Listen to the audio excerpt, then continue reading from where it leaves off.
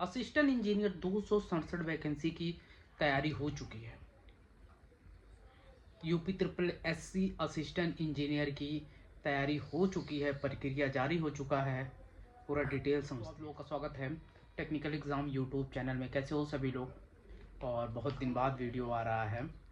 तो पता है कि यूपी ट्रिपल एससी एक बहुत बड़ा, मतलब कह सकते हो कि लोगों को वेट है स्टूडेंट को कि कब आएगा, कब कब आएगा, क्योंकि यूपी ट्रिपल एससी जेई की वैकेंसी 400 प्लस जो है 4500 वैकेंसी वो तो आउट हो चुका है, उसका फॉर्म भी फिल हो रहा है।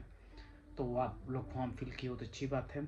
बाकी यूपी ट्रिपल एस सी ए की बात, यूपी पी एस सी ए की बात किया जाए, इसमें पता है कि आपको एग्रीकल्चर डिपार्टमेंट में वैकेंसी आई थी ऑलमोस्ट 270-80 वैकेंसीज। तो चुनाव की वजह से तो फॉर्म फिल हो गया, बट उसका क्या है ना कि जो पैटर्न सिलेबस था उसका चीज़ें नहीं हो पा रही थी। तो यूपी ट्रिपल एस सी ने अभी न्यूज़ निकाला है कि हम उस पैटर्न पे काम कर रहे हैं कि पैटर्न किस तरह से होगा, एग्ज़ाम कैसे होगा, उन सारी चीज़ें की तैयारी चल रही है अभी। तो ये सब तैयारी कर रही है क्योंकि इलेक्शन के बाद आफ्टर 4 जून बहुत सारी चीज़ें आपको देखने को मिलेगा। खासकर आपको ये और उसके बाद यूपी पी एस सी ए की वैकेंसीज देखने को मिल सकती है, क्योंकि ये भी एक बहुत बड़ा वैकेंसीज है जिसमें असिस्टेंट इंजीनियर सिविल मैकेनिकल और इलेक्ट्रिकल की वैकेंसीज आ सकती है। मोस्ट प्रोबेबली है कि ठीक ठाक वैकेंसीज आएंगी। अब 200, 250, 300, 400 इन एनीथिंग कैन पॉसिबल। तो इन वैकेंसीज के आने के चांसेस हैं। गवर्नमेंट इस पर अभी फोकस कर रही है। और इस पर अभी देखो प्रॉब्लम क्या होगा, तो ये सिलेबस डिसीजन, मतलब इनका पैटर्न, एग्ज़ाम पैटर्न बहुत कन्फ्यूजन हो चुका है कि ये प्री कराएंगे, मेंस कराएंगे, या आपके प्री मेंस और इंटरव्यू होगा इस तरह से, या सीधे ऑब्जेक्टिव होगा प्री की, और प्री मेंस में क्या ऑब्जेक्टिव होगा, सब्जेक्टिव होगा। इन सारी चीज़ों में बहुत ज़्यादा कन्फ्यूजन है। यूपी पी एस सी ए खासकर बहुत ज़्यादा कंफ्यूज है। बट इन चीज़ों पे उनको कंफ्यूज होना नहीं चाहिए था, बट पता नहीं किस बात को लेकर ये कंफ्यूजन में है। तो मुझे जो लगता है कि इन वैकेंसी निकाल देना चाहिए यार। बहुत सारे स्टूडेंट वेट कर रहे हैं कि हर स्टेट की वैकेंसीज आती है ए में।